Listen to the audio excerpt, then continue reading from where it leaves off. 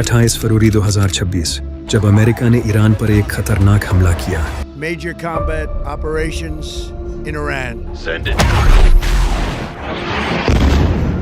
और इमाम खामनाई को शहीद कर दिया। सैयद अली हुसैनी खामनेई।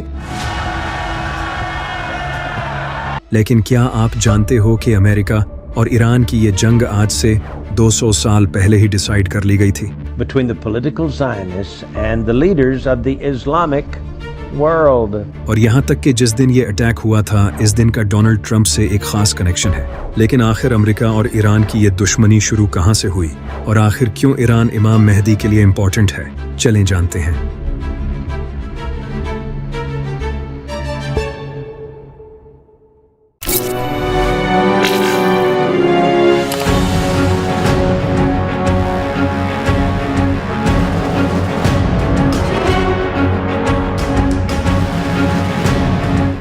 जब शाह रजा पहलवी को ईरान का बादशाह बना दिया गया। शाह रजा पहलवी इसराइल और अमेरिका का एक पपेट था। इसे ब्रिटेन और अमेरिका ने ही ईरान का बादशाह बनाया था और वो ईरान को एक इस्लामी कंट्री से हटाकर एक मॉडर्न वेस्टर्न कंट्री बनाना चाहता था। इसने बादशाह बनते ही ईरान को बदलना शुरू कर दिया। इसने ईरान में लिबरल कानून लगा दिए, जैसे कोई भी शराब बेच सकता है, औरतें जैसा मर्जी चाहें लिबास पहन सकती हैं और मूवीज और दूसरे वेस्टर्न कल्चर को प्रमोट करना शुरू कर दिया। इसके अलावा इसने इस्लाम के लॉज पर पाबंदियां लगा दी थी, जैसे कि औरत हिजाब तक नहीं पहन सकती। यानी कि इस इंसान ने इस्लाम को हटाकर इन यहूदियों का कानून ला दिया था। लेकिन जब ये ईरान का बादशाह बना तो इसके कई साल बाद 1941 में ईरान के हालात ठीक नहीं थे, क्योंकि इस वक्त ईरान में ऑयल क्राइसिस चल रहा था और शाह रजा की हुकूमत भी काफी अनस्टेबल थी। इसके 8 साल बाद एंट्री होती है मोहम्मद मुसद्दक की, जो कि शाह रजा पहलवी को हटाकर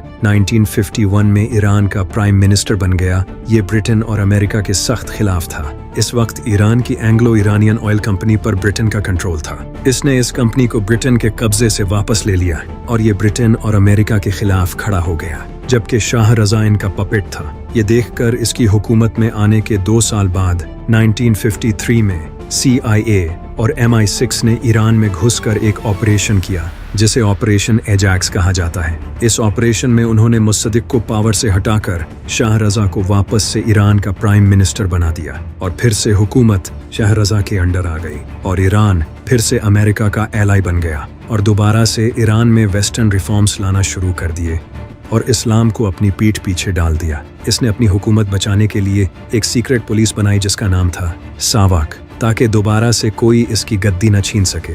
और फिर 1970 में ऑयल की कीमतें बढ़ गई, जिससे ईरान की इकोनॉमी भी बूम कर गई और इस तरह हुकूमत के पास पैसा आने लगा, जिससे हुकूमत में करप्शन होने लगी और गवर्नमेंट ऑफिसर्स अय्याशी की जिंदगी गुजारने लगे। लेकिन ये सब एक इंसान गौर से देख रहा था, जिसका नाम था खुमैनी।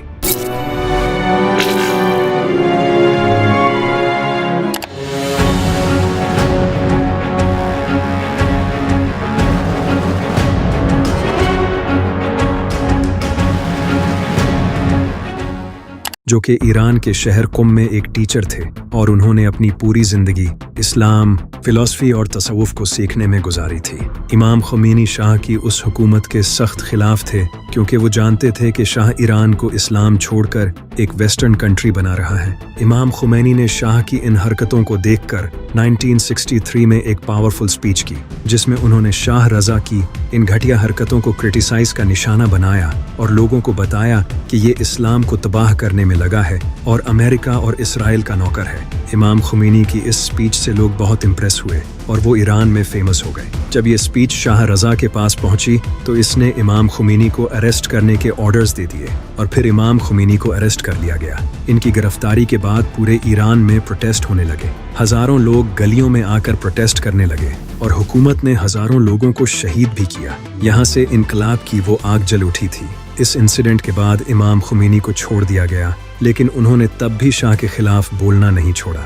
जब शाह ने स्टेटस ऑफ फोर्स एग्रीमेंट पास किया, जिसमें लिखा था कि ईरान में अमेरिकन मिलिट्री को ईरानी फौज सपोर्ट करेगी, तो इमाम खुमैनी ने फिर इसके खिलाफ स्पीच की और लोगों को बताया कि ये ईरान को अमेरिकन कॉलोनी बनाना चाहता है। इस स्पीच के बाद शाह को पता चल चुका था कि इमाम खुमैनी इसके लिए खतरा है, तो इसने इमाम खुमैनी को अरेस्ट करके उन्हें ईरान से निकाल दिया और उन्हें टर्की भेज दिया। लेकिन इमाम खुमैनी टर्की से इराक आ गए, लेकिन अभी भी उन्होंने अपना मिशन जारी रखा और वो स्टूडेंट्स को लेक्चर्स देने लगे, किताबें लिखने लगे और यहाँ तक कि वो अपनी रिकॉर्डिंग्स ईरान में पहुँचाने लगे और लोग इनकी रिकॉर्डिंग्स सुनने लगे। उन्होंने मुसलमानों को बताया कि शाह रज़ा इस दौर का यजीद है और हुकूमत बादशाहों के पास नहीं बल्कि इस्लाम के स्कॉलर्स के पास होनी चाहिए, जिससे उन्होंने विलायत फ़क़ीह का नाम दिया। इमाम खुमैनी का पैगाम ईरान के बाज़ारों और मस्जिदों तक पहुँचने लगा और लोग मोटिवेट होने लगे। यूँ स्कॉलर्स से लेकर दुकानदार, गरीब और आम आवाम तक सब शाह के खिलाफ हो गए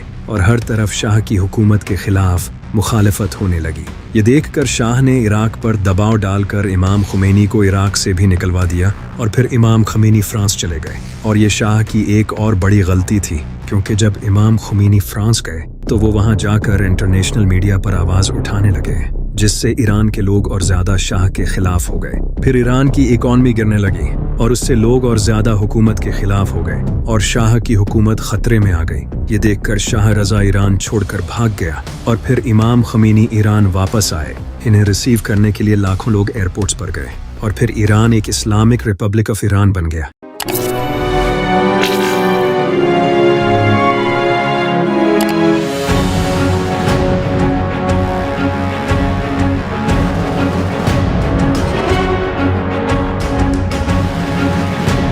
इमाम खुमैनी के पावर में आते ही उन्होंने अमेरिका को शैतान करार दे दिया और ईरान में शराब बेचना हराम कर दिया। इनके इस फतवे के बाद ईरान के लोगों ने खुद अपने हाथों से कई लीटर शराब बहा दी।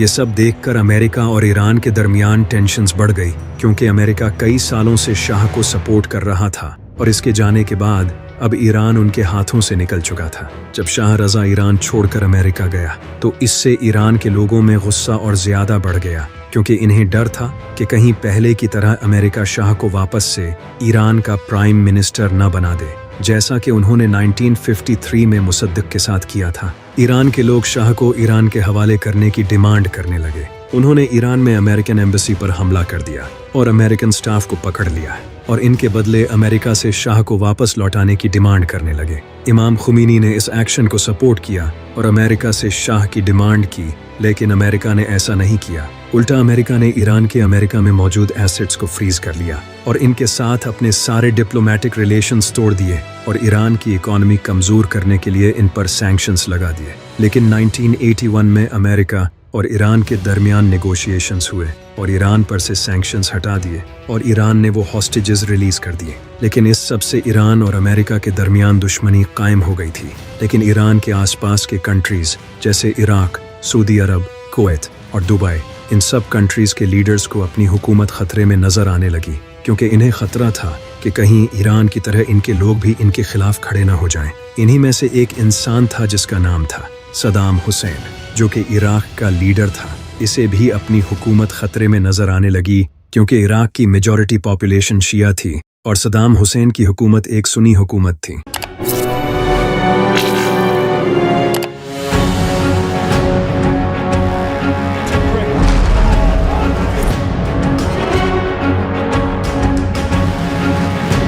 सदाम हुसैन ने ईरान पर हमला करने का ये एक बेहतरीन मौका देखा, क्योंकि इस वक्त ईरान की फौजी ताकत इमाम खुमैनी के इनकलाब के बाद कमज़ोर हो चुकी थी और इस वक्त ईरान और इराक के दरमियान इस दरिया का डिस्प्यूट चल रहा था। लेकिन इस दरिया का कंट्रोल इराक के साथ ईरान के पास भी था और यह एग्रीमेंट में लिखा हुआ था। लेकिन सदाम हुसैन ने उस एग्रीमेंट को ख़त्म कर दिया और इस दरिया का कंट्रोल अपने हाथ में ले लिया, क्योंकि सदाम हुसैन इराक को पूरे मिडिल ईस्ट में पावरफुल बनाना चाहता था। इसलिए इसने ईरान के खिलाफ जंग छेड़ दी।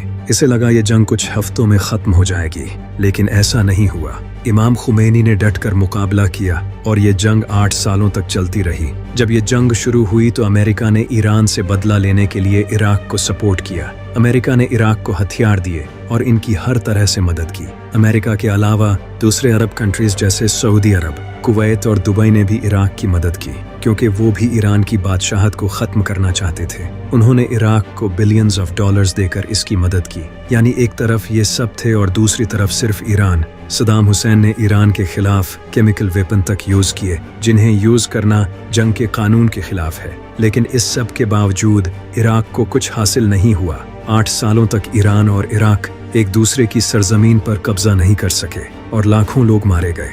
फिर ईरान ने यूनाइटेड नेशन का सीज फायर कबूल कर लिया और ये जंग रुक गई। इस जंग के बाद अमेरिका ईरान पर तरह तरह के इल्जाम लगाने लगा क्योंकि ईरान फिलिस्तीन और लेबनान को सपोर्ट करता था। अमेरिका ने ईरान पर सैंक्शंस लगाना शुरू कर दिए। इससे ईरान की इकोनॉमी कमजोर होती गई। वो कंट्री जिसके पास दुनिया के बड़े ऑयल रिजर्व्स हैं, वो अपना ऑयल ही किसी को नहीं बेच सकता। फिर 1989 में इमाम खुमैनी वफात पा गए। इसके बाद इमाम खुमैनी के स्टूडेंट इमाम खामनाई अगले लीडर बने, जो कि लीडर बनना नहीं चाहते थे, और यही एक सच्चे लीडर की निशानी है कि वो लीडरशिप की ख्वाहिश नहीं रखता। अब ईरान की लीडरशिप इमाम खामनाई के हाथ में आ गई। दूसरी तरफ अमेरिका ये जान चुका था कि अगर ईरान ने न्यूक्लियर वेपन बना लिया तो ये अमेरिका और इसराइल के लिए सबसे बड़ा खतरा होगा। इसको देखकर नेतन्याहू ने बहाना बनाकर बार बार दुनिया को बहकाने की कोशिश की कि ईरान न्यूक्लियर वेपन बना रहा है और वो कुछ दिनों में ही बना लेगा। ये बात ये इंसान पिछले 15 सालों से कह रहा है, लेकिन आज तक ईरान ने न्यूक्लियर वेपन नहीं बनाया। वो चाहता है कि अमेरिका ईरान पर हमला कर दे और हमला करने का बहाना न्यूक्लियर वेपन्स का दे। जबकि दूसरी तरफ इमाम खामनाई ने फतवा दिया था कि ईरान न्यूक्लियर वेपन्स नहीं बनाएगा क्योंकि ये इस्लाम में हराम है। न्यूक्लियर वेपन्स से मासूमों की जान जाती है। फिर उन्होंने 2015 में दुनिया के बड़े कंट्रीज जैसे America, United kingdom, France, Germany और चाइना के साथ एक डील साइन की कि ईरान अपनी यूरेनियम एनरिचमेंट कम करेगा, और इसके बदले ओबामा ने उन्हें ऑफर दी कि वो ईरान पर लगे सैंक्शंस हटा देंगे, जिससे ईरान अपना ऑयल दुनिया को बेच सकेगा। ईरान ने इंटरनेशनल इंस्पेक्टर्स को अपने कंट्री बुलाया और उन्होंने कंफर्म किया कि ईरान ने अपना वादा पूरा कर दिया है।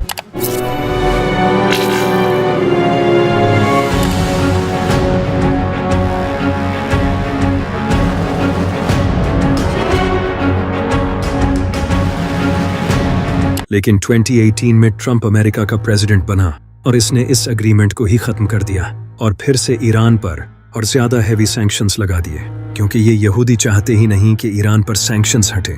उन्हें सिर्फ ईरान चाहिए क्योंकि इसराइल पूरे मिडिल ईस्ट को अपने कब्जे में करना चाहता था। ईरान और इराक की जंग के बाद अमेरिका ने इराक पर हमला कर दिया और पूरे इराक को जंग का मैदान बना दिया और सद्दाम हुसैन को मार गिराया।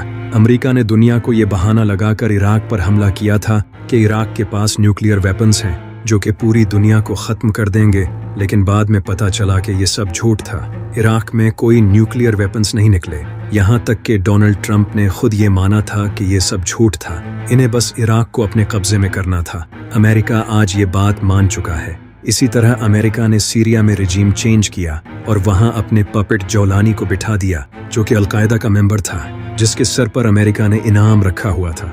आज जोलानी अमेरिका को ईरान के खिलाफ सपोर्ट कर रहा है। यही सब अमेरिका ने लिबिया के साथ किया, जहां कज़ाफी को मारकर इसे भी अपने कब्जे में कर लिया। इनके अलावा सऊदी अरब, कुवैत, बहरीन, ये सब मुस्लिम कंट्रीज तो वैसे ही इनके साथ हाथ मिलाकर बैठे हैं और वैसे भी इनके पास अपनी कोई खास मिलिट्री नहीं है। यहाँ तक कि इन कंट्रीज ने अमेरिका को मिलिट्री बेसिस दिए हुए हैं। तो ये पूरा मिडिल ईस्ट इस वक्त अमेरिका और इसराइल के कंट्रोल में है, सिवाय ईरान के।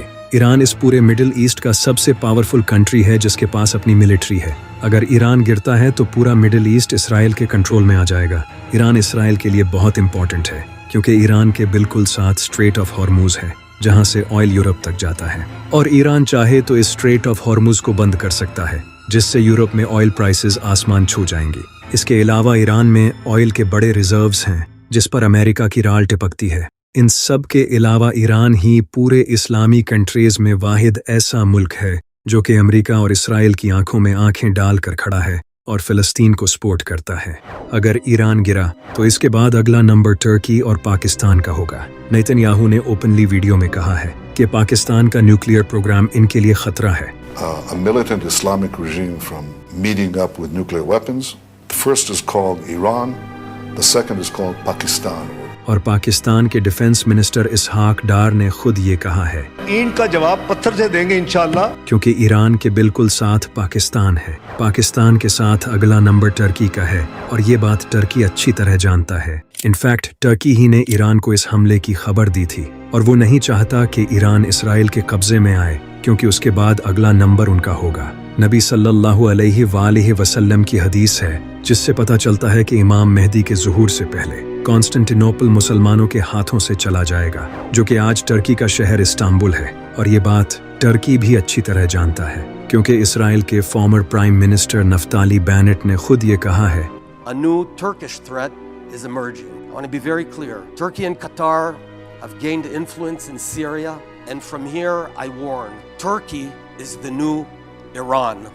और टर्की के साथ उन्होंने कतर का भी नाम लिया है। इसीलिए टर्की नहीं चाहता कि इसराइल ईरान को फतह करे। टर्की के बाद अगला नंबर पाकिस्तान का है। रिसेंटली मोदी ने ईरान पर हमले के 2 दिन पहले इसराइल को विजिट किया था, जिसके 2 दिन बाद ईरान पर हमला हुआ। अब आपको ये भी समझ आ रहा होगा कि गज़वा हिंद क्यों होगा, क्योंकि इंडिया इसराइल के साथ मिला हुआ है और उन्होंने पाकिस्तान के खिलाफ पहले ही साजिशें शुरू कर दी हैं। जैसे रिसेंटली जियो न्यूज़ के चैनल को हैक करके इन पर प्रो मुसाद मैसेजेस शो किए जा रहे हैं, जिनमें पाकिस्तान की आवाम को फौज के खिलाफ भड़काया जा रहा है। क्योंकि ये पाकिस्तान को वैसे तो डिफीट नहीं कर सकते, तो वो पाकिस्तान के अंदर ही सिविल वॉर शुरू करना चाहते हैं। पाकिस्तान के DGI SPR को भी ये बात अच्छी तरह पता है। रिसेंटली उन्होंने भी इसको एड्रेस किया है।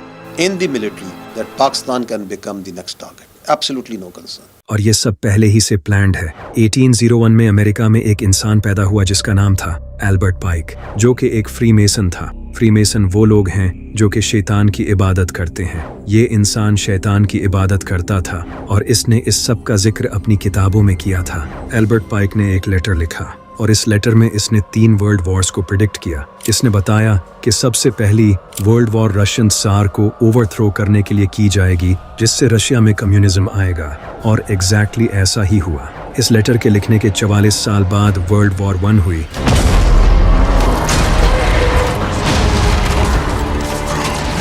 और जैसा एल्बर्ट ने प्रिडिक्ट किया था वैसा ही हुआ। इसी तरह एल्बर्ट ने प्रिडिक्ट किया था कि वर्ल्ड वॉर 2 फैसिस्ट और पॉलिटिकल ज़ायनिज़्म के दरमियान होगी, जिससे नाज़िज़्म का खात्मा होगा और इसराइल का वजूद कायम होगा। और एग्जैक्टली ऐसा ही हुआ। 1939 में वर्ल्ड वॉर 2 हुई और इसमें नाज़िज़्म का खात्मा हुआ और इसके बाद इसराइल का वजूद कायम हुआ। लेकिन इन 2 वर्ल्ड वॉर्स के अलावा जो तीसरी वर्ल्ड वॉर एल्बर्ट पाइक ने प्रिडिक्ट की थी वो सबसे इंटरेस्टिंग है। इसने अपने लेटर में लिखा था कि वर्ल्ड वॉर 3 ज़ायनिज़्म और इस्लाम के दरमियान होगी और दोनों एक दूसरे से लड़ेंगे और हर तरफ तबाही फैल जाएगी,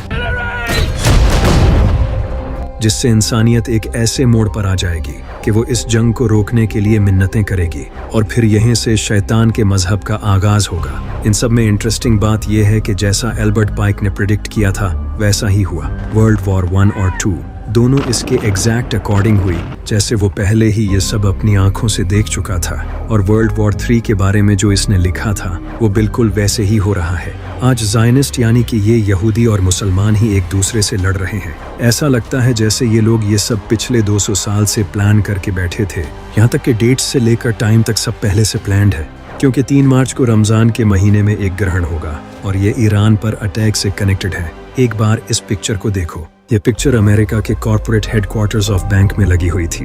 इस पिक्चर में आप एक लड़के को देख रहे हो जो कि डोनाल्ड ट्रंप जैसा है और वो एक चेक फ्लोर पर खड़ा है और इसके पीछे कुछ पिरामिड्स हैं और इनके ऊपर ग्रहण हो रहा है। जब अमेरिका ने ईरान पर हमला किया था, The United States military began major combat operations in Iran. तो हमले के एग्जैक्ट 3 दिन बाद ग्रहण हुआ था, जिसे ब्लड मून कहा जाता है, जो कि इस साल के तीसरे महीने की 3 तारीख को 3 बजे हुआ था। और इस डेट से साल के एंड तक टोटल 303 दिन बनते हैं। और कमाल की बात यह है कि ट्रंप भी ब्लड मून के दिन ही पैदा हुआ था। अब आप कहोगे कि इसमें खास बात क्या है? खास बात है और वो ये नंबर है 33, क्योंकि ये नंबर फ्रीमेसन रिलीजन में बहुत इंपॉर्टेंट है। ये नंबर इस मजहब के सबसे पावरफुल इंसान को दिया जाता है और यही नंबर एल्बर्ट पाइक के कपड़ों पर भी लिखा था।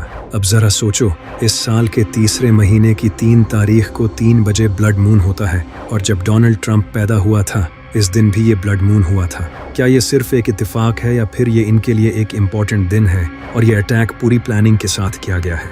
इन सब के अलावा एक बात सबसे ज्यादा इम्पॉर्टेंट है और वो ये कि ट्रंप अमेरिका की 132 साल की हिस्ट्री का पहला ऐसा प्रेसिडेंट है जो कि दूसरी बार अमेरिका का प्रेसिडेंट बना है।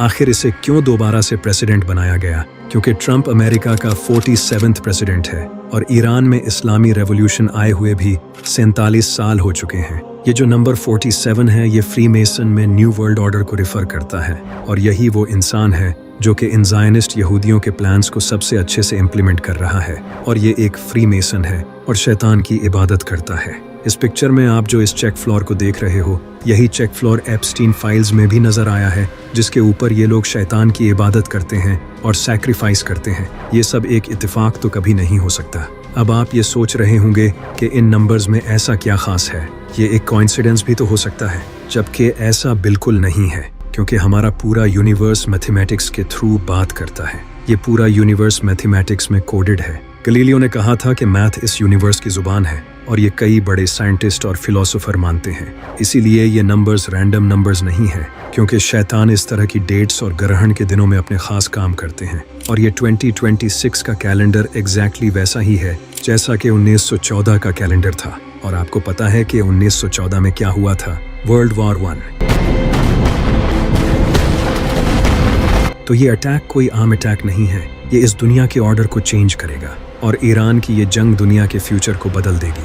क्योंकि जब अमेरिका ने ईरान पर हमला किया था, तो इसके बाद से ईरान ने इनका मुंह तोड़ जवाब दिया और पूरे मिडिल ईस्ट में अमेरिका के बेसिस डिस्ट्रॉय कर दिए।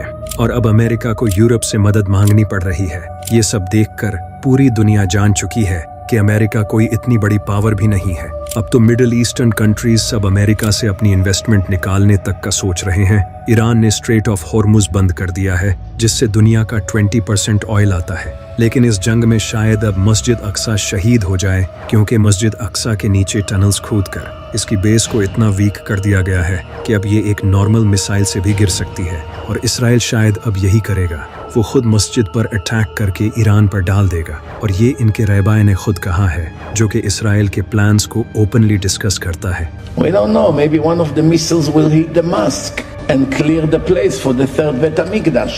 सिर्फ यही नहीं, अमेरिका के सेक्रेटरी ऑफ वॉर ने भी ये कहा है। And there's no reason why the miracle of the reestablishment of the temple on the Temple Mount is not possible. और ये अब शायद ऐसा ही करेंगे, क्योंकि मस्जिद अक्सा के नीचे कई टनल्स हैं, जो कि ये यहूदी कई सालों से बना रहे हैं, जिससे शायद वो इसे गिराएंगे। इसीलिए ये वॉर इनके लिए बहुत इंपॉर्टेंट है। ये जंग ईरान के खिलाफ नहीं है, बल्कि पूरे इस्लाम के खिलाफ है। और ये बात अमेरिका के सेक्रेटरी ऑफ डिफेंस ने खुद बोली है। Crazy regimes like Iran hell-bent on prophetic Islamist delusions. और ये वही इंसान है जिसके जिस्म पर काफिर का टैटू है, और आप अच्छे से जानते हो कि काफिर किसके माथे पर लिखा होगा। ये खुद दज्जाल का सबसे बड़ा सपोर्टर है। और ये जंग सिर्फ मुसलमान और यहूदियों के बीच ही नहीं है, बल्कि इसमें क्रिश्चियंस भी शामिल हैं, क्योंकि बाइबल में लिखा है कि क़यामत से पहले एक जंग होगी जिसे बैटल ऑफ अर्मगेडन कहा जाता है, जो कि जीसस और शैतानी ताकतों के बीच होगी। और इस जंग में जीसस एक बड़ी आर्मी के साथ एंटी क्राइस्ट के साथ लड़ेंगे, जिसे इस्लाम में दज्जाल कहा जाता है। इसीलिए क्रिश्चियंस चाहते हैं कि यहूदियों का थर्ड टेम्पल बने और दज्जाल इस दुनिया में आए, ताकि हज़रत ईसा अलैहिस्सलाम भी इस दुनिया में आ सकें।